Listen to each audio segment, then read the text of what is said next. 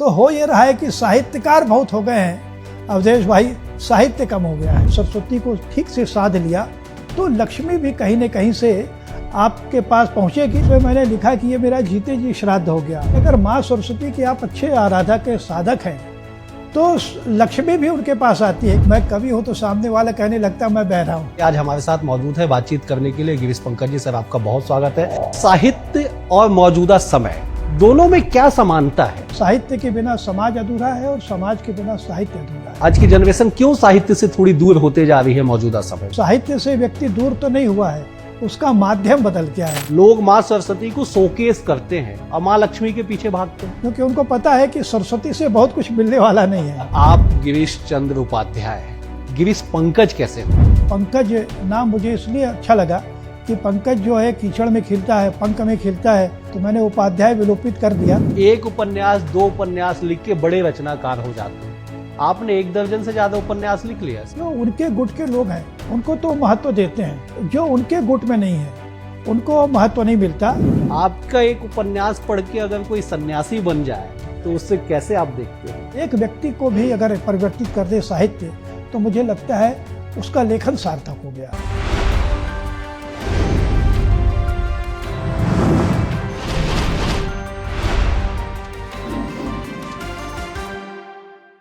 नमस्कार, BS TV के खास कार्यक्रम में आप सभी का स्वागत है। मैं हूं डॉक्टर अवधेश मिश्रा। छत्तीसगढ़ के लिए एक बड़ा गर्व का विषय है कि छत्तीसगढ़ की राजधानी रायपुर में एक ऐसे साहित्यकार निवास करते हैं जो ना तो किसी परिचय के मोहताज है, ना किसी राज्य बंधन, देश बंधन के लिए जाने जाते हैं। पूरे देश में जिनकी ख्याति है, कई देशों में ये हिंदी साहित्य सम्मेलन का प्रतिनिधित्व कर चुके हैं। ऐसे आज हमारे साथ मौजूद है बातचीत करने के लिए गिरीश पंकज जी। सर, आपका बहुत स्वागत है हमारे खास कार्यक्रम में। सबसे पहले जानना चाहेंगे कि साहित्य और मौजूदा समय दोनों में क्या समानता है? ये बहुत अच्छा सवाल शुरू हुआ। दरअसल साहित्य हर समय हर काल में समाज के साथ साथ चलता है। समाज की जो धारा है, समाज की जो दशा है, समाज की जो दिशा है, उसको बहुत सूक्ष्म तरीके से एक सही साहित्यकार ऑब्जर्व करता है। कुछ लोग तो ख्याली पुलाव बनाते हैं और समय के साथ भी नहीं चल पाते, वो अपनी नॉस्टैल्जिक स्मृतियों में रहते हैं। लेकिन जो चेतन साहित्यकार है वो समाज को बहुत बारीकी से देखता है और फिर अपने साहित्य में उसे निरंतर रूपायित करता है। तो वो समकालीन साहित्य कहलाता है, जो काल्पनिक नहीं है। काल्पनिक होते हुए भी यथार्थवादी दृष्टि के साथ रचा जाता है। तो मुझे लगता है कि साहित्य और समाज का बड़ा गहरा संबंध है, अंतर संबंध है।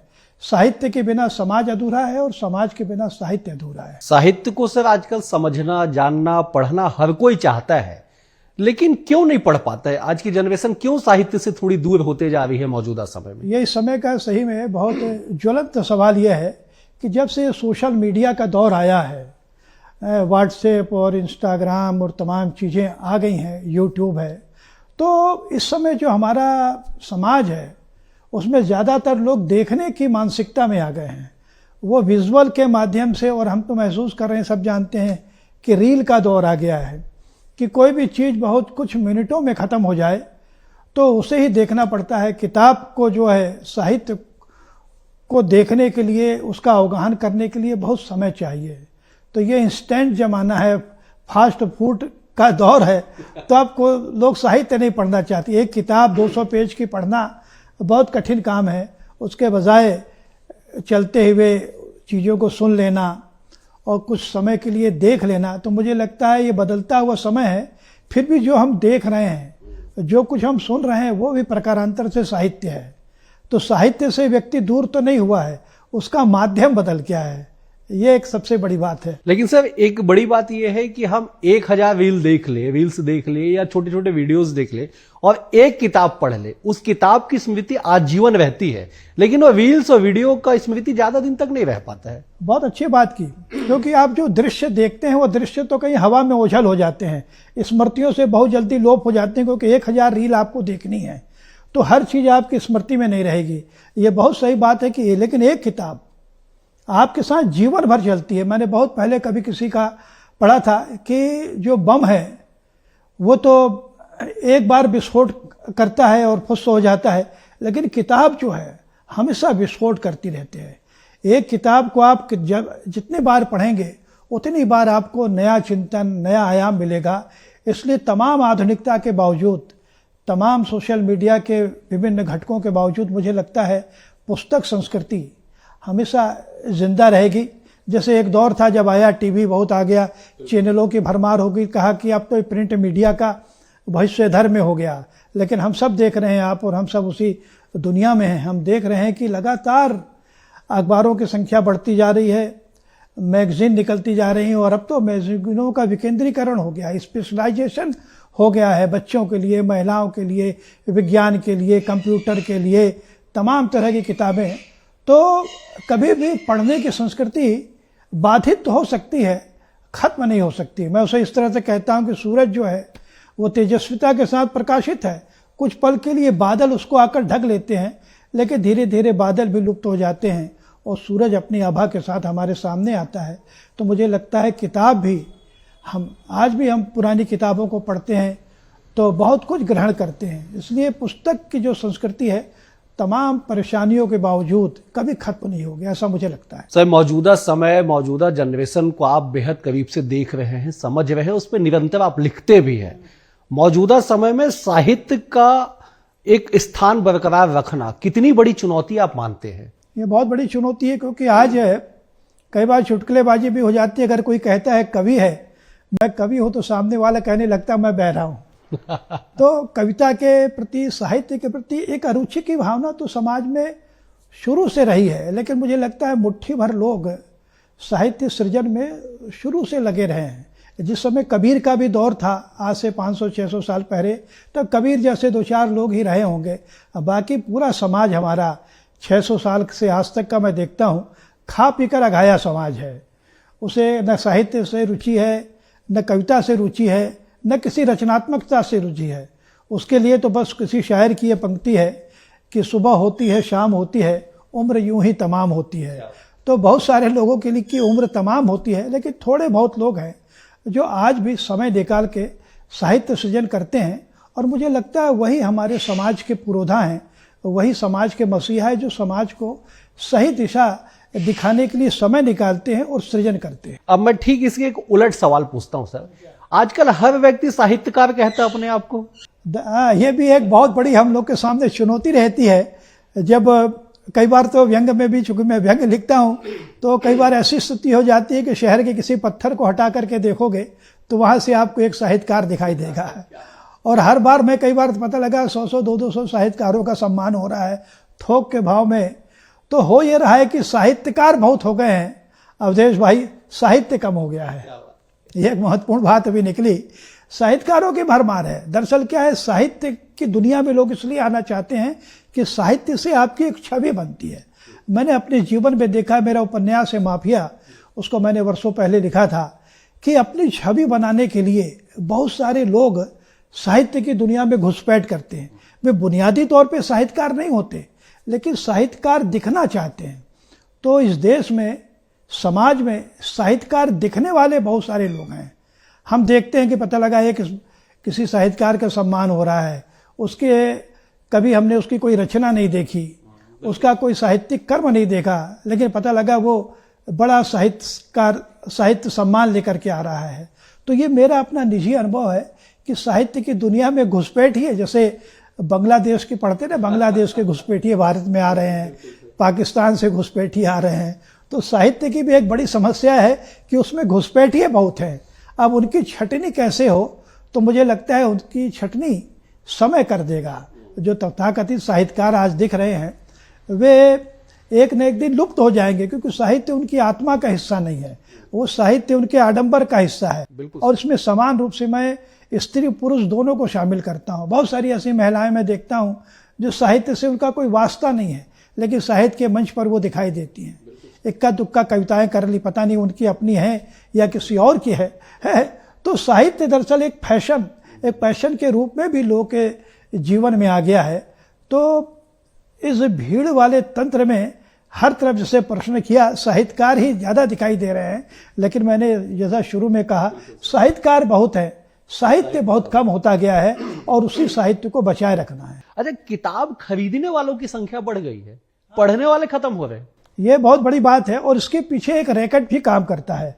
अब क्या है, नई पीढ़ी के भी लेखक आ रहे हैं, उनकी किताबें छप रही हैं, उनकी परचेजिंग कैपेसिटी काफ़ी हो गई है, तो अमेज़ॉन में पता लगा किताब उनकी आ रही है और देखते ही देखते 100-200 कॉपियाँ बिक गई। उसके पीछे सबसे बड़ा फंडा जो मुझे पता चला कि ये जो 100 किताब बिक गई या 200 बिक गई, तो जो लेखक है खुद अपने मित्रों से बोल करके खरीदी करवा लेता है, तो उसके अपने लोग उसे ओबलाइज करने के लिए किताबें खरीद लेते हैं। दरअसल वो सही पाठक तक नहीं पहुंच रही है किताब, वो उसके इष्ट मित्रों तक पहुंच रही है, जो सिर्फ दिखाने के लिए खरीद ली जाती है लेकिन पढ़ी नहीं जाती। कई बार हमारे यहाँ दिक्कत यह है कि लाइब्रेरी में किताबें शो पीस के रूप में रखी रहती हैं, लेकिन वो लोग पढ़ते नहीं हैं। तो सबसे बड़ा संकट यही है कि किताबें छप रही हैं लेकिन पढ़ी नहीं जा रही हैं। अगर पढ़ी जाएंगी तो सृजन की, प्रकाशन की सार्थकता होगी। मुझे याद है, मैं एक अपनी बात आपको बताता हूँ। जब मेरा विवाह हुआ था तो डॉक्टर वेणु जोगी ने एक मुझे किताब भेंट की थी, खुद की लिखी किताब भेंट की थी। लेकिन अब के समय में लोग किताब खरीद के दूसरे को भेंट कर रहे हैं। ये क्यों हुआ ऐसा? किताबें खरीद करके भेंट कर देते हैं, गिफ्ट कर देते हैं। ये भी एक अपनी एक ये नई मानसिकता है कि हम भी कितने पढ़ाकू हैं, ये साबित करने के लिए भी लोग खरीद करके भेंट करते हैं। ये प्रवृत्ति हालांकि ठीक नहीं है साहित्य के लिए, लेकिन अब ये ट्रेंड चल पड़ा है, सो चल पड़ा है। कैसे बचाएंगे सर इस विधा को? इस एक बड़ी चुनौती है, क्योंकि आजकल के लोग किताब हाथों में तो रखते हैं लेकिन पढ़ते नहीं है। मैं देखता हूं कि लोग कहीं सफर करते हैं तो 4-5 किताब लेके जाते हैं और एक पन्ना भी नहीं उसका पढ़ते, वापस ले आते हैं उसे। सही बात है, ये जो सब मैंने बताया, दिखावे की जो प्रवृत्ति है, इससे हमारे समाज को बनना पड़ेगा। मेरा भी अनुभव होता है, कई बार मैं फ्लाइट में हूँ या ट्रेन में हम जा रहे हैं, तो जैसा आपने कहा मैंने भी महसूस किया है कि लोग रखते तो हैं किताब, लेकिन वो कई मिनट तक वो पन्ना पलटते नहीं है, देखते रहते हैं और लगता है कुछ नया, कुछ चिंतन मनन करते रहते हैं। तो कहीं ना कहीं एक दिखावे की जो प्रवृत्ति है कि हम भी पढ़ाकू हैं। जैसा मैंने कहा कि बड़े बड़े आप सेठों के यहाँ जाएंगे तो कहीं ना कहीं उनके यहाँ कोई किताब रखी रहेगी, सब ये भगवत गीता रखी है या रामायण रखी है, आप उनसे पूछे तो एक चौपाई भी उनको नहीं पता होगा। तो ये एक जो प्रवृत्ति है दिखावे की, और ये शुरू से है, और ये जब तक बरकरार रहेगी तो किताबें ऐसे ही अछूती पड़ी रहेंगी। माँ सरस्वती किताब के रूप में माँ सरस्वती होती है, लोग माँ सरस्वती को शोकेस करते हैं और माँ लक्ष्मी के पीछे भागते हैं, क्योंकि उनको पता है कि सरस्वती से बहुत कुछ मिलने वाला नहीं है, इसलिए लोग लक्ष्मी के पीछे भागते हैं कि लक्ष्मी ही उनको सब कुछ देगी। लेकिन मेरा अपना निजी अनुभव है कि अगर माँ सरस्वती के आप अच्छे आराधक के साधक हैं तो लक्ष्मी भी उनके पास आती है कि मेरी बहन को इतना प्यार करते हैं। तो एक दौर था जब निसंदेह आज से 5-6 दशक पहले जब हम निराला या तमाम लोग का इतिहास पढ़ते हैं तो निसंदेह उनके पास लक्ष्मी का अभाव था, लेकिन सरस्वती की इतनी कृपा उनके थी, उन पर थी कि उनके जाने के बाद प्रकाशक माला माल हो गए, प्रकाशक लक्ष्मी पुत्र हो गए।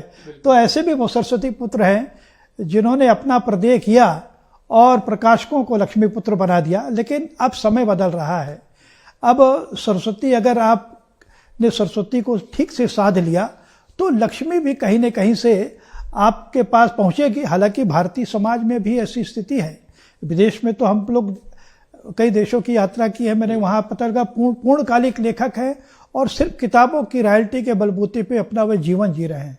लेकिन भारत देश में यह अभी संभव नहीं हो पाया है कि एक अच्छा लेखक सिर्फ किताबों के बल पर, सृजन के बलबूते अपनी आर्थिक स्थिति को मजबूत कर सके। तो ये पता नहीं आने वाले समय में ऐसा संभव हो पाएगा कि नहीं हो पाएगा।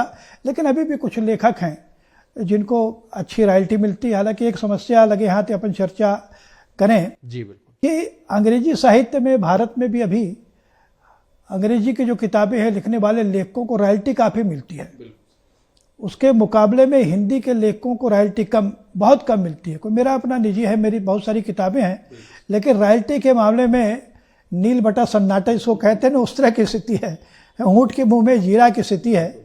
लेकिन फिर भी मुझे लगता है रॉयल्टी से ज़्यादा महत्वपूर्ण मेरे जैसे लेखक की लगता है कि हमें अपना श्रेष्ठ जो है वो समाज को देना चाहिए, और समाज को देना ही एक महत्वपूर्ण हमारा योगदान है। अगर हम लक्ष्मी के पीछे भागे तो फिर सरस्वती रूठ जाएगी, फिर आपके लेखन की जो तासीर है मुझे लगता है उसकी धार धीरे धीरे भोतरी होती जाए। सर इसी से जुड़ा एक और सवाल करता हूं, फिर मैं आपके व्यक्तिगत जीवन पे, आपके जीवन पे हम चर्चा करेंगे।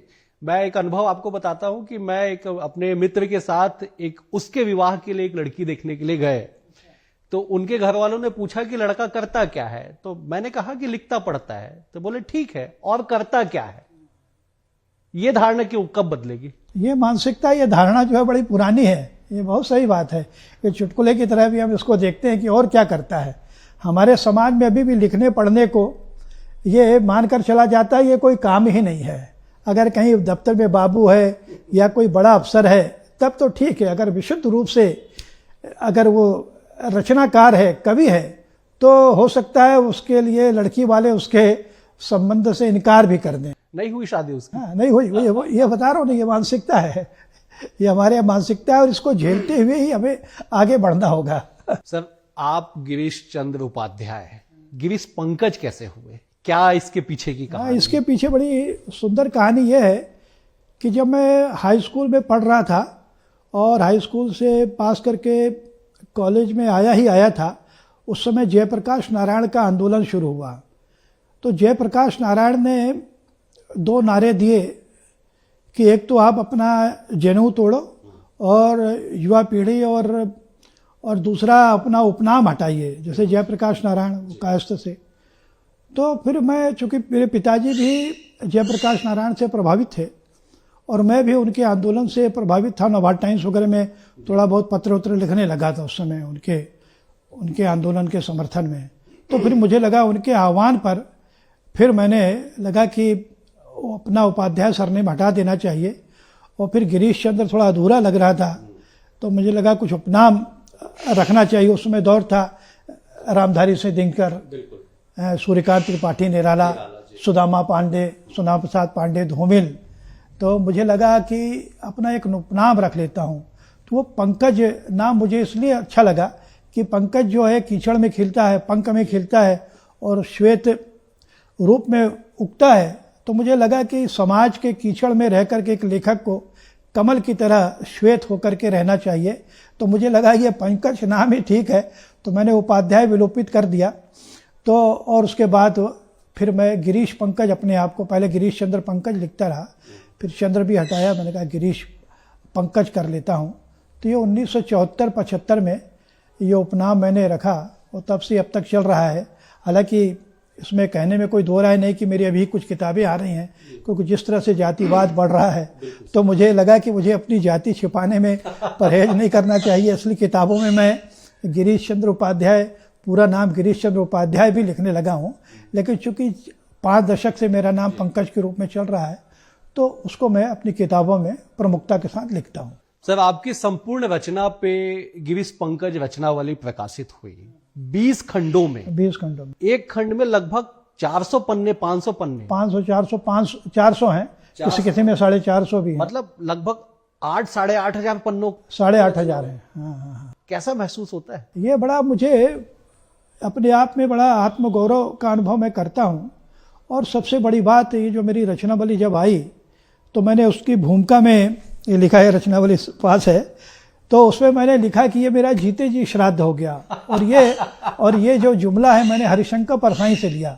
हरिशंकर परसाई की जब रचनावली आई थी 6 खंडों में, हालांकि तुलनात्मक हो जाता है 6 खंड और ये 20 खंड है, लेकिन जब 6 खंडों में उनकी रचनावली आई तो उनकी भूमिका में लिखा कि ये तो मेरा जीते जी श्राद्ध हो गया। और सही बात है, क्योंकि जब एक सर्जक है उसका जो रचना संसार है, उसके जाने के बाद ये अनुभव किया है कि घर वाले भी लापरवाही के कारण या अनजाने में ही उसको इग्नोर कर देते हैं।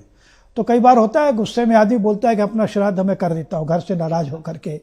तो समाज से नाराज होकर कहना चाहिए अपना श्राद्ध कल हो सकता है मेरे जाने के बाद मेरी कृतियों को उस तरह से समादृत न किया जाए। इसलिए मैंने कहा कि एक संयोग और सौभाग्य था मेरा कि ऐसा प्रकाशक मुझे मिल गया जिसने मुझसे फूटी कौड़ी नहीं ली और 20 खंडों में मेरी रचनावली प्रकाशित की। और यहाँ बताता चलता हूँ अवधेश जी कि अभी 2 खंड उसके और प्रकाश्य हैं, मतलब पूरे 22 खंड हो जाएंगे और 10,500 पृष्ठों की ये अप्रतिम रचनावली होगी। और ये भी सोच करके अच्छा लगता है कि इस भारतीय समाज में, हिंदी पट्टी में अभी किसी भी जीवित लेखक की इतनी बड़ी रचनावली नहीं आई है।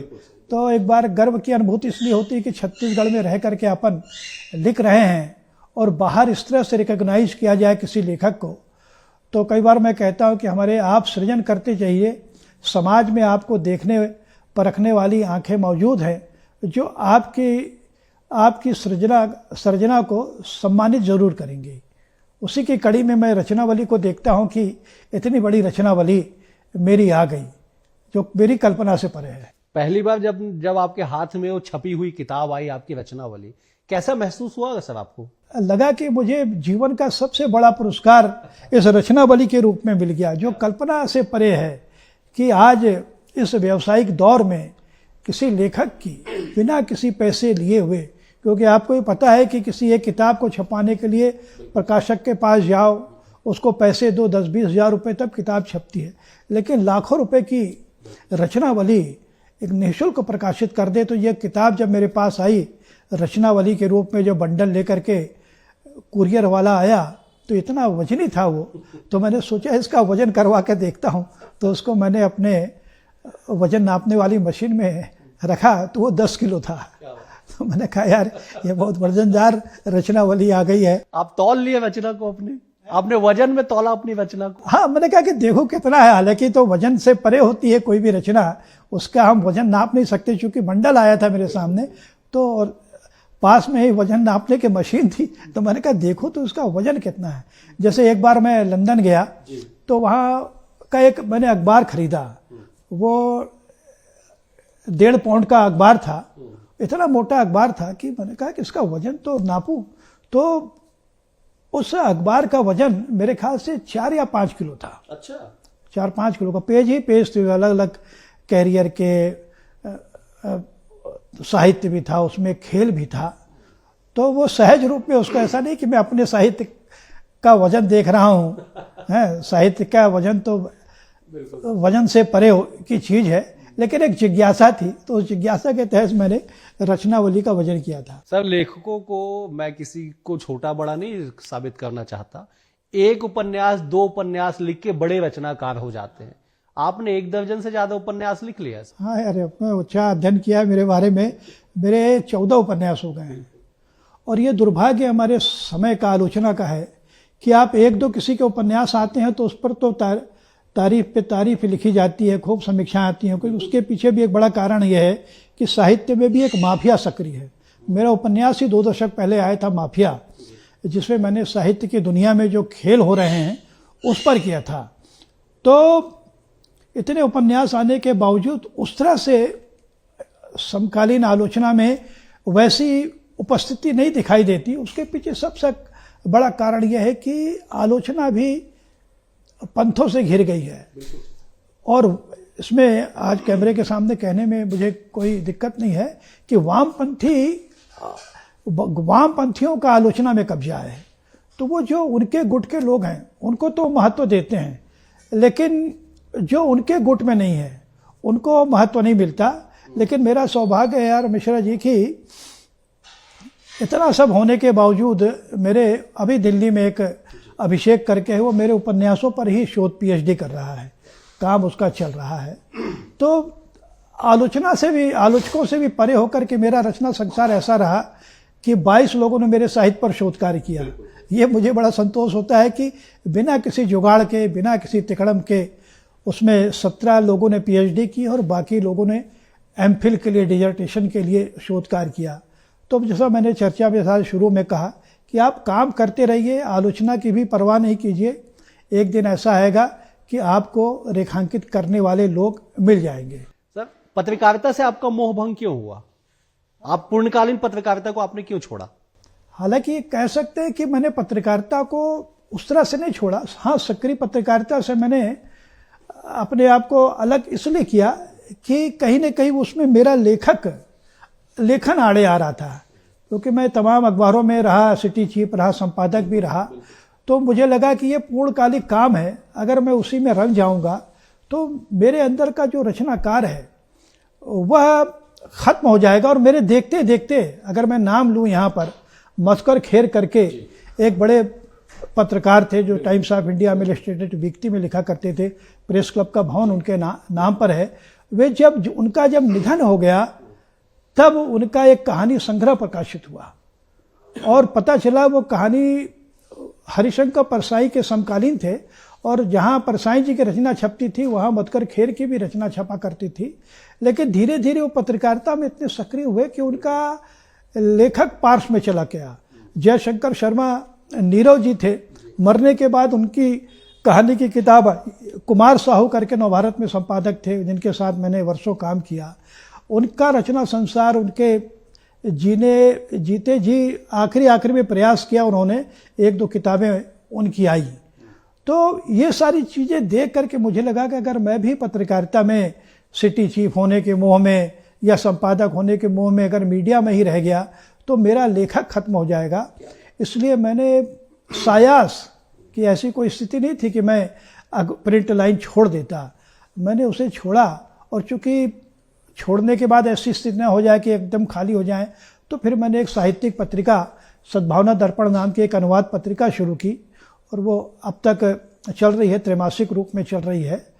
तो अपने लेखक अपने भीतर के लेखक को बचाने के लिए मैंने पत्रकारिता छोड़ी। दरअसल सर, आमतौर पे लोग एक विधा पे फोकस करते हैं, एक विधा पे लिखते हैं। आपके सामने कई विधाएं हैं, आप व्यंग भी लिखते हैं, कहानी भी लिखते हैं, आप बाल उपन्यास भी आप लिखते हैं। ये सही कहा। ये इस प्रश्न को दिल्ली वाले भी हमारे मित्र लोग पूछते हैं कि आप इतनी सारी विधाओं में, कि गजल भी कहते हैं, गीत भी कहते हैं। गजल पे आपकी किताब? हाँ, गजल पे मेरी 6 किताबें हैं।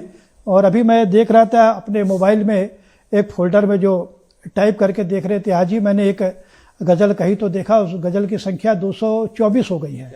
तो 224 का मतलब है 2 संग्रह इसके अब बनेंगे। तो लघु कथाएं भी लिख लेता हूँ, बच्चों के लिए कहानियाँ, बच्चों के लिए नाटक, बच्चों के लिए उपन्यास। कई बार मुझे भी लगता है कि ऐसा कैसे संभव हो पा रहा है। तो मैंने ये महसूस किया कि विधा भी कई बार लेखक को चुन लेती है, लेखक विधा को नहीं चुनता। एक बड़ी रचना, अच्छी रचना अनायास ही निकलती है। तो मैंने ये महसूस किया कि विधाएं मुझे चुन लेती हैं कि अब तुम अपनी भावनाओं को इस विधा में व्यक्त करो। कभी लगता है जैसे कोरोना काल आया तो 3-4 कुछ लघु कथाएं लिखी और कुछ ऐसी घटनाएं हुई जिसमें पता लगा कि अंत्येष्टि नहीं हो पा रही है लोगों की, गंगा में लाशें बहाई जा रही हैं और एक बच्ची पानी के अभाव में नानी से बोलती रही और मर गई। तो ऐसे उस समय मुझे लगा कि ये कविता में बात नहीं बनेगी, इसके लिए एक लंबा विस्तार चाहता है। तो फिर मैंने कहानियाँ लिखी। तो कोरोना काल में 3-4 कहानियाँ बनी, जब चली ठंडी हवा, नानी मुझे पिला दो पानी, और अंत्येष्टि। तो कुछ कहानियाँ बनी, कुछ लघु कथाएँ व्यंग्यात्मक बनी। तो ये मैंने अनुभव किया इतने साल के अपने लेखन की दुनिया में कि विधा लेखक को बाध्य करती थी कि अब तुमको इस रूप में आकर के अपनी रचना प्रक्रिया पूरी करनी। सर, एक आखिरी सवाल आपसे ले लेता हूं। लोग किताब पढ़ के, साहित्य पढ़ के थोड़े से अपने ज्ञान को बढ़ा लेते हैं। आपका एक उपन्यास पढ़ के अगर कोई सन्यासी बन जाए तो उससे कैसे आप देखते हैं? यार, ये बहुत बड़ी बात, बड़ा अच्छा प्रश्न आखिरी में किया।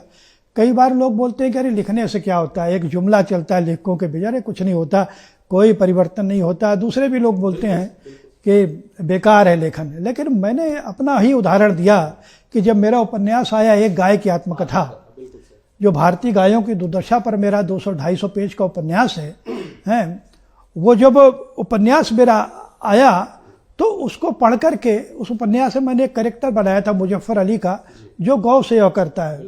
इस सांप्रदायिक सद्भावना की दृष्टि से मैंने हिंदू मुस्लिम एकता की दृष्टि से एक कैरेक्टर गढ़ा कि वो कुरान की बात बताता है और बताता है कि देखिए मोहम्मद साहब पैगंबर भी चाहते थे कि गौ कशी ना हो और गाय का दूध ही पीना चाहिए, गौ मांस नहीं खाना चाहिए। तो वो कैरेक्टर मोहल्ले में जाकर, मुस्लिम मोहल्ले में जाकर के उनको समझाता है और बहुत सारे मुस्लिम तैयार भी हो जाते हैं और गौ सेवा के काम में लग जाते हैं। उसको पढ़ करके रायपुर का ही मोहम्मद फैज खान, वो इतना प्रभावित हुआ कि वो सरकारी नौकरी में था, सरगुजा में कहीं प्रोफेसर था। हाँ, प्रोफेसर कहीं था। उसने छोड़ करके आज पूरे देश में वो गौ कथा कहते हुए घूम रहा है। और सबसे अच्छी बात है उसमें कृतज्ञता का भाव यह है कि जहाँ कहीं भी वो जाता है और लोग पूछते हैं कि आपको कहाँ से प्रेरणा मिली, तो एक गाय की आत्मकथा का जिक्र करता है। तो मैं अपने जीवन की सफलता मानता हूँ कि अगर मेरी एक कृति को पढ़ करके एक मुस्लिम, जिसके बारे में हमारे समाज में, हिंदू समाज में धारणा है कि मुसलमान तो गौ हत्या करते हैं और गौ मांस खाते हैं, लेकिन वो एक मुसलमान भी अगर आकर के गौ सेवा के काम में पूरे देश भर में घूम रहा है, तो मुझे लगता है मेरी कृति की ये सार्थकता है कि एक मुस्लिम का हृदय मैंने बदला और एक व्यक्ति को भी अगर परिवर्तित कर दे साहित्य, तो मुझे लगता है उसका लेखन सार्थक हो गया। बेहद शुक्रिया सर समय देने के लिए। अगले अंक में एक और शख्सियत से होगी मुलाकात, तब तक लिखते रहिए, पढ़ते रहिए। नमस्कार।